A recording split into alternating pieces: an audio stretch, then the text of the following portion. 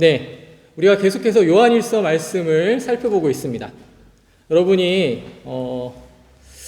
댁에서 이렇게 하나님 말씀에 대해서 자주 이제 접할 수 있는 시간이 많으면 참 좋을 텐데, 그 세상 속에서 성도로 살아가지만 생각보다 우리가 하나님의 말씀을 대하는 것, 그리고 하나님의 자녀로 살아간다라는 것은 그렇게 쉬운 일이 아니라는 것을 다시 한번 우리의 현실 속에서 발견하곤 합니다.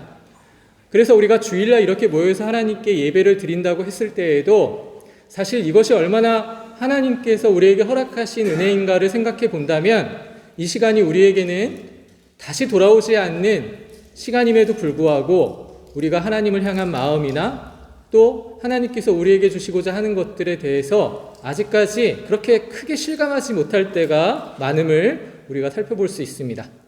우리가 말씀을 들을 수 있다라는 것, 그리고 하나님 안에서 하나님이 주신 마음으로 교회를 섬길 수 있다라는 것은 모든 사람에게 허락된 은혜가 아니라는 사실을 깨달아 알아야 합니다. 아까 우리 집사님께서 기도 중에 말씀하셨지만 지금은 여기만 전쟁이 없는 것이지 사실은 전쟁은 끊임없이 벌어지고 있고요. 보여지는 전쟁뿐만이 아니라 보여지지 않는 영적인 전쟁이 우리 세상에는 끊임없이 벌어지고 있습니다. 이 전쟁의 삶 속에서 우리가 우리 자신을 지킬 수 있는 것은 우리의 신과 능력이 아니라는 사실을 여러분은 아실 겁니다.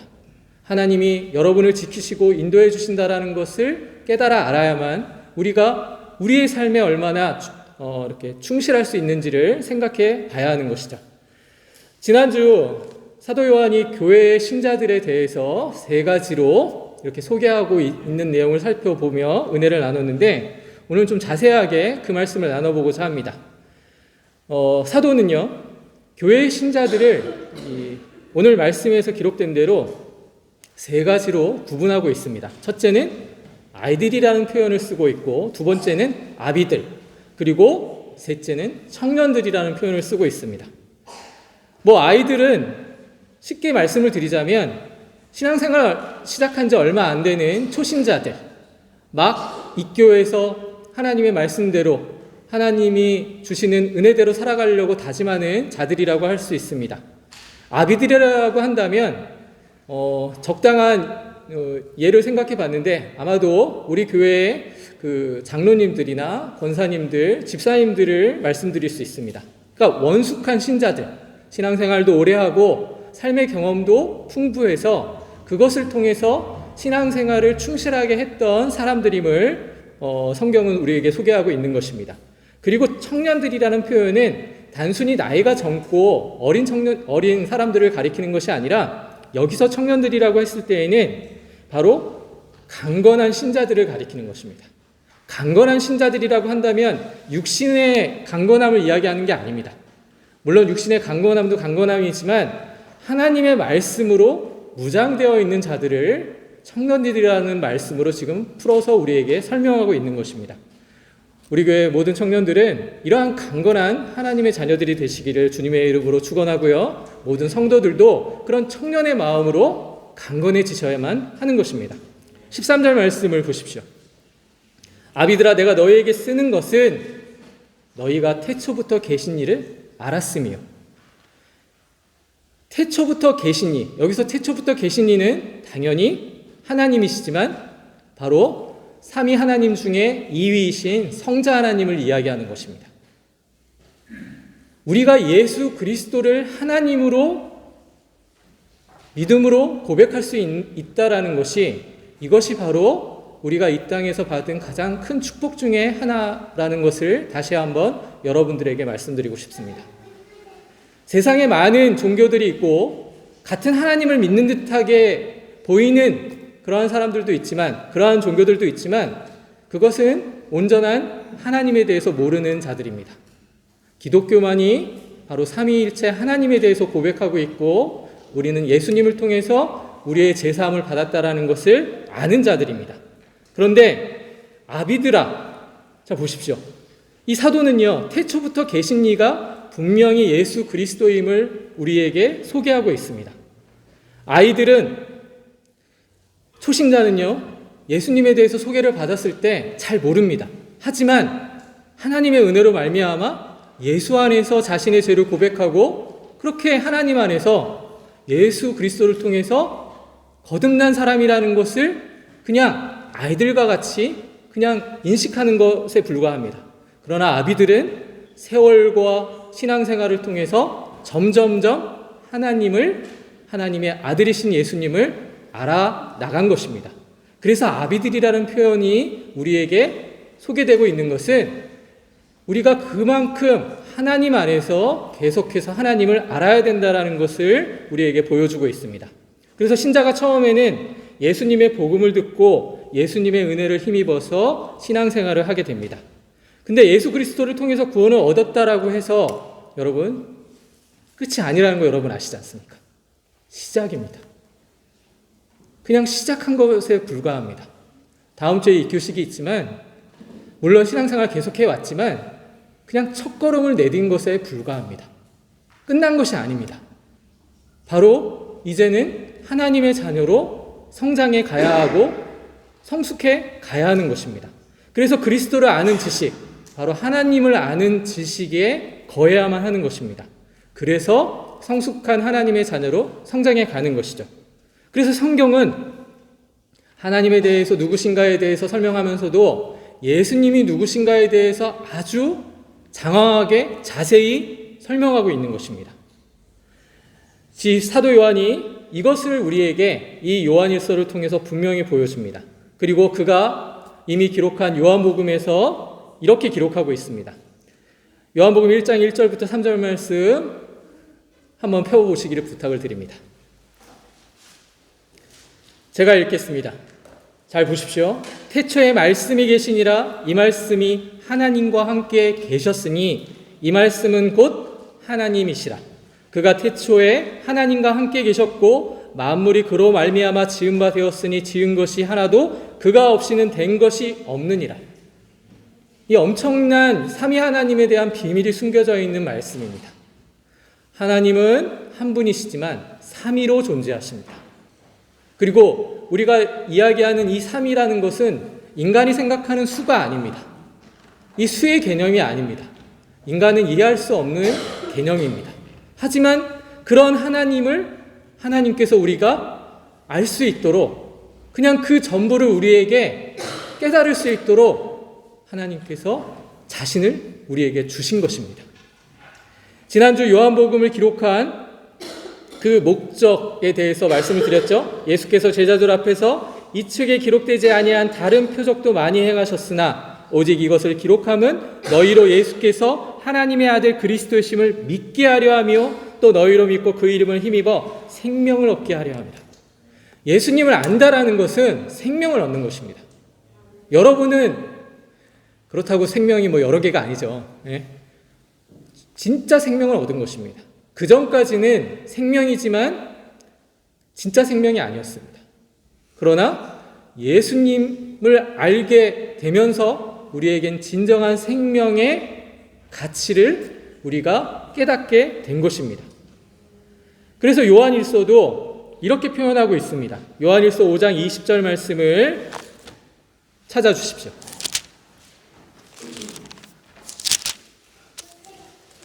요한일서 5장 20절에 뭐라고 기록되어 있는지 보십시오.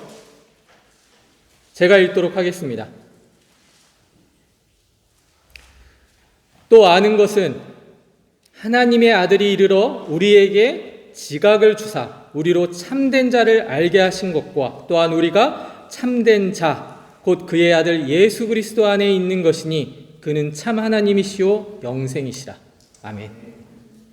여러분, 예수 그리스도를 안다라는 것은 참된 생명을 얻는 것이라고 지금 하나님의 계시된 말씀을 우리에게 소개하고 있습니다. 여러분은 새로운 생명을 얻으신 분들입니다. 그래서 우리의 가치는 세상이 판단할 수 있는 기준이 아닙니다. 물론 우리가 세상에서 세상의 일을 할 수밖에 없는 사람들이지만 그 가치를 잃어버리느냐, 그 가치를 가지고 사느냐가 바로 우리의 인생을 구분하는 가장 커다란 바로 구별점입니다. 세상과의 차별점이라고 말할 수 있는 것입니다. 우리가 하나님의 은혜로 예수 그리스도를 믿어서 하나님의 아들을 알게 된 것을 지금 사도는요 궁극적인 진리의 최종적 기쁨으로 표현하고 있는 겁니다.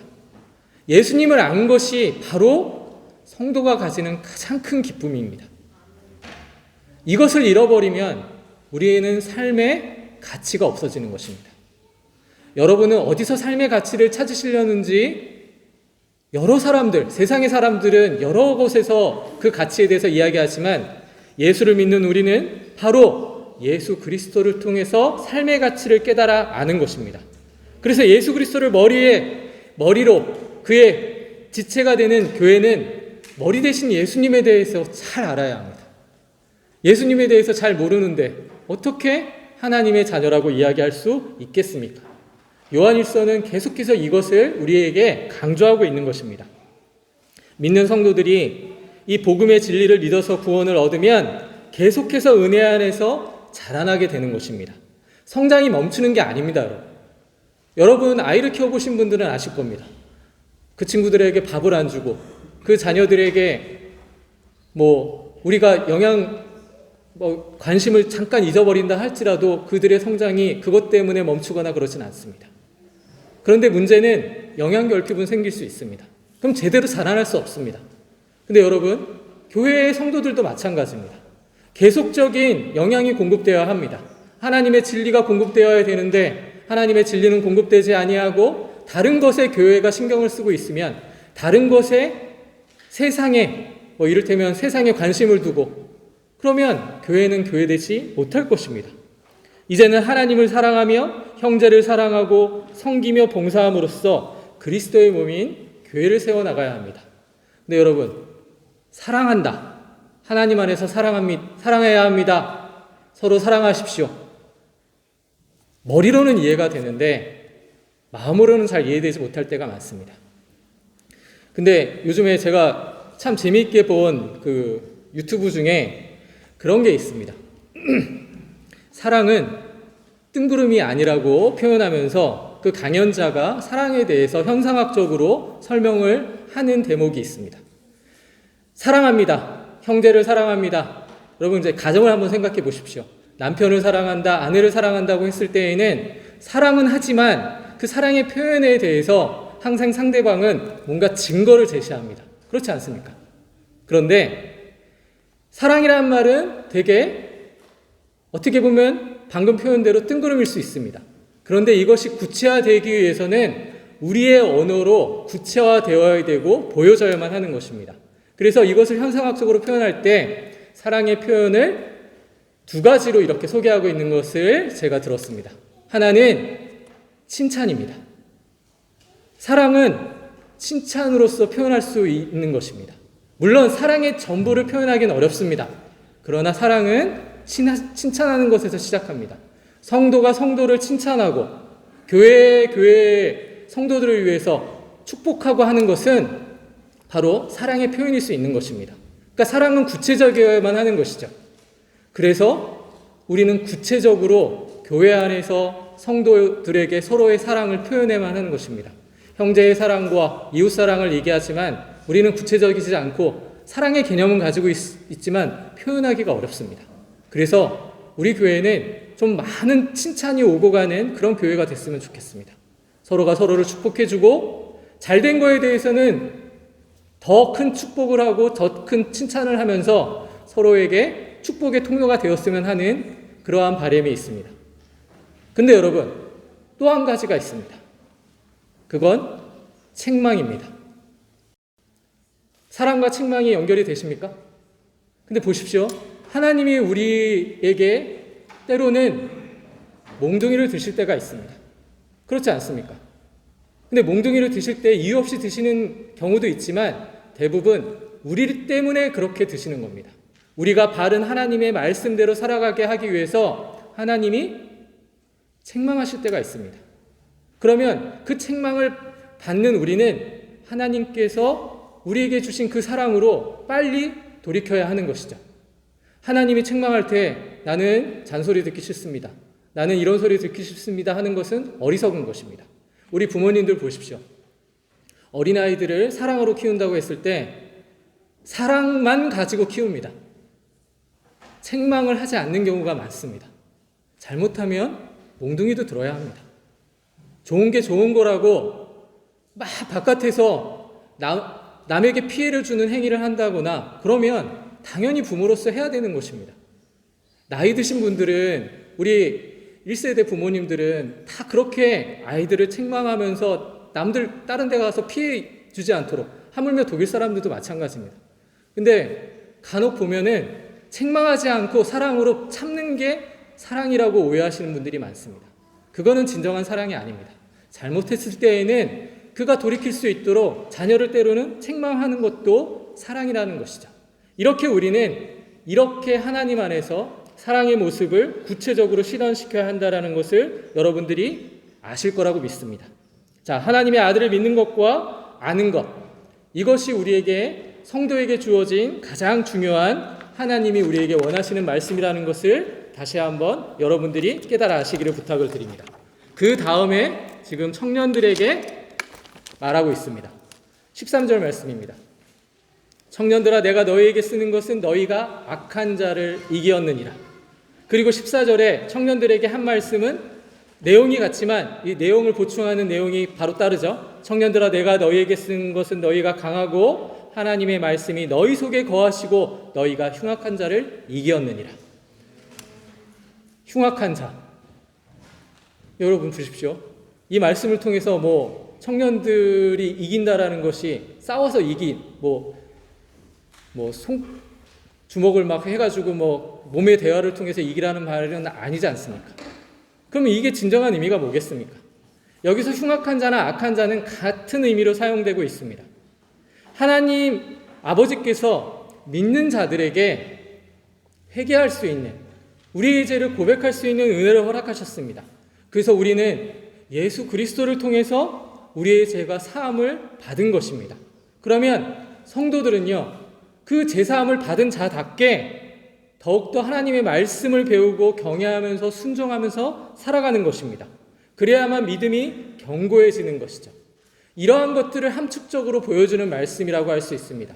결국 우리가 이길 수 있는 방법이 뭡니까? 하나님의 바른 진리에 거해서 그 말씀이 여러분들의 삶을 지배하게 하는 것입니다. 그러면 강건해지는 것이죠. 사탄도 왔다가 안 되겠다 하고 돌아가게 만들어야만 하는 것입니다. 여러분, 유대인들도 영생을 얻기 위해서 하나님의 말씀인 이 성경을 정말 그 누구보다도 열심히 배우고 외우고 해석했습니다. 그런데 문제는 뭡니까? 열심을 다해서 성경에 대해서 파헤쳤는데 정작 예수님이 오셨을 때에는 예수님이 누구신지를 몰랐다는 데 있습니다. 저와 여러분은 그런 사람들이 아닙니다. 예수님께서 이 땅에 오셨을 때 뭔지는 모르지만, 잘은 모르지만, 말씀에 대한 확신도 없었지만 성령의 은혜로 말미암아 예수님이 누구신지를 깨달을 수 있게 된 자들입니다. 그게 유대인들과의 차이점입니다. 그래서 하나님의 은혜라고 이야기하는 것입니다. 저와 여러분, 그리고 이 자리에 계시는 여러분, 이 땅에 거하는 모든 하나님의 자녀들은 하나님께서 그렇게 우리를 하나님의 자녀로 만들어 주신 것입니다. 머리로 이해하는 건 머리로 이해하는 것에서 끝납니다. 그러면 참 생명, 곧 영생은 하나님을 알고 그의 보내신 자 예수를 아는 것인데 예수를 영접하지 않는다고 한다면 얼마나 불행한 것입니까? 그래서 우리는 우리의 삶 속에서 구체적으로 여러분들의 모습을 드러내야만 합니다. 예수 믿는다라는 것을 가서 전도하고 선교하고 그런 것도 있지만 여러분들의 삶에서 제일 중요한 건 예수 믿는 사람답게 행동하고 말하고 그렇게 살아가는 것입니다. 예수 믿는 것처럼 죄짓지 말고 여러분이 하는 일에 최선을 다하는 것입니다. 그러면 점차 예수 믿는 사람은 뭐가 달라도 다르구나라는 것을 알게 되는 것이죠. 전도하고 선교하고 하는 것도 중요하지만 여러분의 삶 속에서 예수 믿는 사람이라는 것을 스스로가 조용하게 증명해내는 것도 필요하다라는 것입니다. 그래서 여러분, 우리는 그렇게 살아야만 될 사람들이라는 것을 여러분이 기억하셔야만 하는 것입니다. 사람들이 나라를 사랑하고요, 가난한 자를 살리고 약하고 억눌린 자 편에 서서 비참한 현실을 눈을 돌려 그 사람들을 축복해주고 도와주면 인류애가 발휘된다라고 그렇게 칭찬을 합니다. 하지만 여러분, 하나님께서 날마다 우리에게 생명과 호흡, 이 공기를 주시는 것에 대해서는 감사하다라는 표현이 없습니다. 이것은 세상과 우리의 차별점이라고 할 수 있습니다. 우리는 우리의 존재 이유만으로도 하나님께 감사할 수 있는 사람이 되어야만 하는 것입니다. 이것이 바로 창조주 하나님을 믿는 하나님의 사람들의 신앙의 태도입니다. 세상은 이것을 알 수 없습니다. 이것이 우연히 생겨나서 우연히 만들어졌다라고 생각하지만 우리는 이 모든 것이 하나님께서 우리에게 주신 것임을 깨닫는 자들입니다. 그래서 우리는 그렇게 살아갈 수 있습니다. 남들과 다른 삶을 살아갈 수 있는 것입니다. 예수님께서 말씀하셨죠? 세상이 너희를 비호하면 너희보다 먼저 나를 미워한 줄로 알라고. 미움과 고통과 모든 것은 예수님이 감당하십니다. 우리는 그래서 감당할 수 있는 힘이 생기는 것입니다. 너희가 세상에 속하였으면 세상이 자기 것을 사랑할 터이나 너희는 세상에 속한 자가 아니요 도리어 세상에서 나의 택함을 입은 자인 고로 세상이 너희를 미워하느니라. 여러분, 세상에서 성도가 미움을 받는 건 당연한 것입니다. 미움 받는다고 시험 들지 마십시오. 하나님께서 여러분을 지키실 거라고 믿고 하나님을 더욱더 의지해야만 합니다. 그렇다고 미움받을 짓을 골라서 하시라는 말씀은 아닙니다. 그죠? 하나님의 말씀대로 미움받는 것에 당연하다고 생각한다면 버텨낼 수 있는 힘도 하나님이 주신다라는 것을 알아야 되는 겁니다. 그래서 신자는 힘이 있어야만 합니다. 근데 세상의 힘을 가리키는 것이 아니라는 거 여러분 아실 거 아닙니까? 바로 믿음에 굳게 서서 여러분의 마음이 요동치 않아야 하는 것입니다. 세상에서 오는 맹렬한 공격을 넉넉히 이겨나갈 수 있는 그러한 믿음의 굳건함이 있어야만 하는 것입니다. 그래서 하나님의 말씀은 우리에게 이렇게 권면하고 있습니다. 정말로 너희가 주 안에서 그 힘의 능력으로 강건하여지고 마귀의 괴계를 능히 대적하기 위해 하나님의 전신갑주를 입으라. 여러분, 하나님의 전신갑주가 뭡니까, 여러분? 전신갑주는 바로 에베소서 6장 14절부터 18절에 나와 있는 대로 잘 들으십시오. 그런즉 서서 진리로 너의 허리띠를 띠고 의의 흉배를 붙이고 평안의 복음의 예비한 곳으로 신을 신고 모든 것 위에 믿음의 방패를 가지고 이로써 능히 악한 자의 모든 화전을 소멸하고 구원의 투구와 성령의 검 하나님의 말씀을 가지라. 여러분은 이러한 진리, 하나님의 놀라운 전신갑주를 입은 자들임을 잊지 마시기를 부탁을 드립니다. 우리의 인간의 싸움은 어리석은 사람들이 저질렀던 그러한 정복전쟁이나 세상에서 이기는 싸움이 아닙니다. 성령 안에서 영적으로 무장해서 하나님이 주신 진리로 무장을 해서 하나님의 자녀답게 믿음을 지키며 세상에서 소금과 빛의 역할을 감당하는 것입니다. 오늘 말씀으로 표현하자면 바로 청년이 되어서 그 악한 자를 이기고 선한 싸움을 이기려면 하나님이 주신 말씀에 귀 기울여서 여러분의 인생을 살아가셔야 하는 것입니다.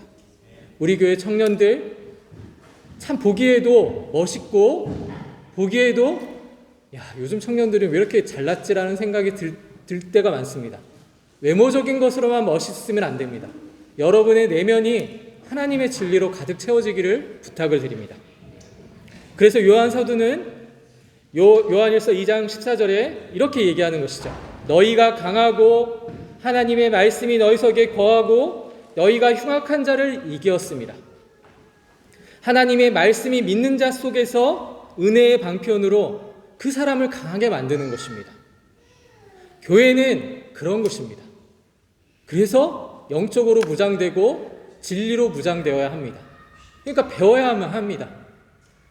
배운다고 하면 참 힘드시죠? 그런데 하나님의 진리는 배워야만 합니다. 그리고 그것이 세상에서 보여져야만 하는 것입니다. 자랑하려고 보이는 것이 아니라 여러분의 자리에서 그리스도임을 증명해내야 한다라는 것입니다. 여러분이 잘 아시는 그 성경 구절 중에 주의 권능의 날에 주의 백성이 거룩한 옷을 입고 즐거이 헌신하니 새벽 이슬과 같은 주의 청년들이 주께 나아오느니라. 하나님의 약속입니다. 요한계시록에도 이와 똑같은 말씀이 기록되어 있습니다. 이 말씀은 시편 110편의 말씀인데 예수 그리스도의 말씀이 실현될 것이라는 사실을 우리에게 분명히 보여주신 말씀입니다. 주의 권능의 날은 반드시 옵니다. 그러면 주의 백성으로서 그 날에 거룩한 옷을 입고 즐겁게 주님께 헌신하며 나아갈 수 있는 자들이 되어야만 하지 않겠습니까? 청년은 단순히 나이가 젊은 것이 아니라고 말씀드렸습니다. 육체가 젊거나 전쟁에 나갈 만한 어떤 남자들만 가리키는 것이 아닙니다. 이 요한일서에서 사도가 하는 말에 귀 기울이십시오. 하나님의 말씀이 그 속에 거하면 그것이 강한 자라고 분명히 말씀하고 있습니다. 머리로 이해되십니까? 그러면 삶으로 이 모습이 드러날 수 있도록 여러분이 예수 그리스도의 자녀라는 것을 세상에서 증명해 나가시기를 주님의 이름으로 부탁을 드립니다. 요한일서 1장 8절 말씀에서 하나님의 말씀이 우리 속에 있으면 진리가 우리 속에 있는 것이라고 분명히 말씀했습니다. 우리 이 말씀 확인했습니다. 집에 가서 다시 한번 확인해 보십시오. 2장 4절에 저를 아노라 하고 그의 계명을 지키지 아니하는 자는 거짓말하는 자요 진리가 그 속에 있지 아니하느니라. 여러분 거짓말하는 자로 살아가기를 원하십니까? 그러면 이 말씀대로 안 하시면 됩니다. 2장 5절 말씀에 더 적극적으로 이렇게 표현합니다. 누구든지 그의 말씀을 지키는 자는 하나님의 사랑이 참으로 그 속에서 온전케 되었나니 이로써 우리가 저 안에 있는 줄을 아노라.